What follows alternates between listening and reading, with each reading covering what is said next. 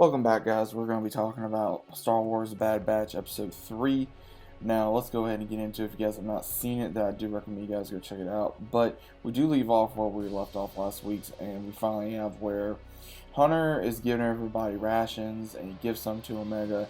Then later on, Wrecker's saying that he's still hungry, and Omega offers to give him her food, but then Hunter explains to him, like, look, she doesn't even have a bed like we do.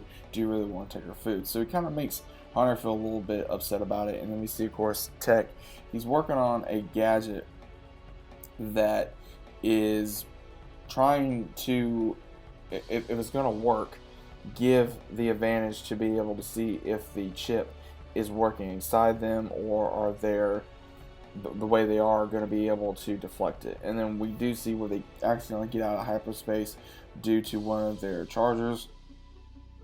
They land on the moon, they crash, and of course Wrecker and Omega, they strap in, and then we see where Wrecker gets hit on the head, and he starts complaining about it through the entirety of the episode, which looks like where he keeps saying it's hurting is right in the same area of where you would normally see the chip, the inhibitor chip.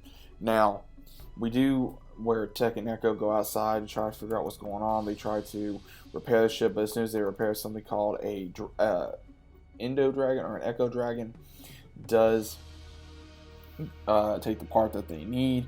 And when that happens, we see where Hunter as well as Omega go after it, and they try to find the part, but they do get jumped by this dragon. And we also see where Omega kind of takes like the helm a little bit, where she wants to learn how to be more part of the team rather than just sitting on the sidelines. And when Hunter gets knocked out by this creature, we see where Omega takes the helm, like I said, and grabs his weapon, grabs his flashlight, and goes in after it. And she uses, it's weird because it's like she tries to make a connection to this creature, but she does see the creature just wants all these electrical items and wants just these random things, and she notices that he always goes to the light, and she switches it out with her flashlight, and then is able to grab the part, and Hunter is able to find her once again, because Hunter was knocked out and he started coughing, and I guess he blacked out, and then she tried putting his mask back on, and he just passed out, and that's the reason why she was able to go in after it. But we also see with Crosshair that the Empire, the Kaminoans, they are looking into more of his inhibitor chip, if he's able to stay stabilized and enhanced to where he's not going to rebel against it, so to speak. And then we have where Rampart, he comes into the episode, where we did see him in the last one. He was talking about the chain codes. He starts explaining to Tarkin about the chain codes, and stating that there are possible developments of what they can do with the Empire, which he informs that I guess that the elite trooper, obviously Crosshair, will be leading a first regiment of elite squad, which is, I'm guessing, the first installment to the stormtroopers. And then we see where Tarkin informs that they're going to be going to try to find Saw Gerrera at some point. But we also see where some of these troopers, they don't really agree with having the clones still around, because they think they're a part of the past that they just need to go. And at the same time, we see where some, they're just there for their own reasons. They don't think there's really a war anymore. And when they do get to the planet, one of the squad members starts having a problem with Crosshair, saying that a clone shouldn't be leading, and then it's the thing of the past. But then when they start taking out all of Saw Gerrera's soldiers, and they do it in a pretty quick fashion, but then as soon as Crosshair says that, okay, we're done here, but then there's civilians left, he wants to kill them, and one of the troopers is being defiant. He says, no, that this is wrong. That, I didn't sign up for this. I signed up for, other things, but I didn't sign up for this. And he says, like, we're not going to do this. And he turns around, which was wrong, because then as soon as he does that, Crosshair shoots him in the chest. And he says, good soldier, follow orders. And he looks at the rest of him and says, finish the mission. And so he does.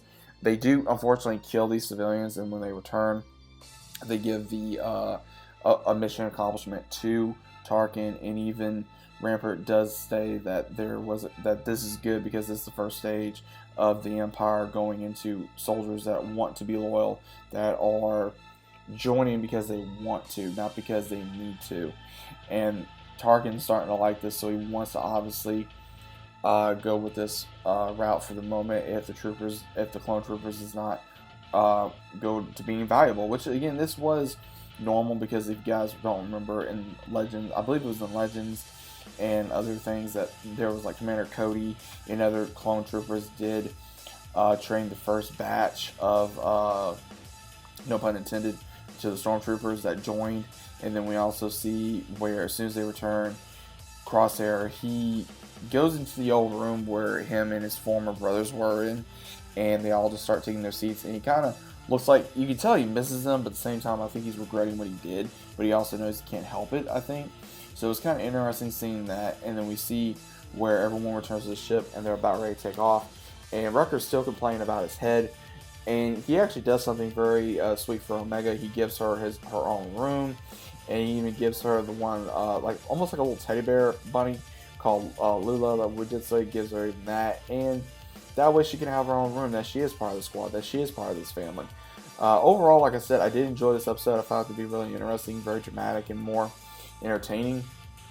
But we do see where it may look like Wrecker may have accidentally detected his inhibitor chip to activate it, and is trying to take over his diagnostics of his own brain, so where he can do Order 66 instead of declining it like he was. So it's going to be interesting to see if Wrecker's going to be the next one to unfortunately turn on his brothers unwillingly, and then also see if that possible part that Tech was working on is going to be the next thing to go, okay, look, you're showing signs of what Crosshair was doing, so we need to fix this. They may have to go in and remove it manually, as well as also where Lama Su, he's even worried about the clones as well, because he does not want the clone force to be taken down. He wants to be able to continue it, and he still wants a good relationship with the Empire, even though he does not agree with their methods, as well as also that he thinks that clones, which I do agree to a certain degree, that the clones were bred to be soldiers, that they were trained to be soldiers, and ones that are just joining in, they're learning how to be taught, just as what Rampart says as well. So it was a very interesting episode. I'm looking forward, of course, to the new ones. But let me know what you guys think about this overall. If you guys need to channel, about subscribing. What do you guys think about the episode? Did you guys enjoy it? Let me know down in the comments. I hope you guys enjoyed your day. I apologize for the late video. I had a late morning. It's been a rough one, but either way, I wanted to go ahead and get this out for you guys. Let me know what you guys think about this overall. If you guys enjoyed your day, as I said, and as always, I'll see you guys on the next one.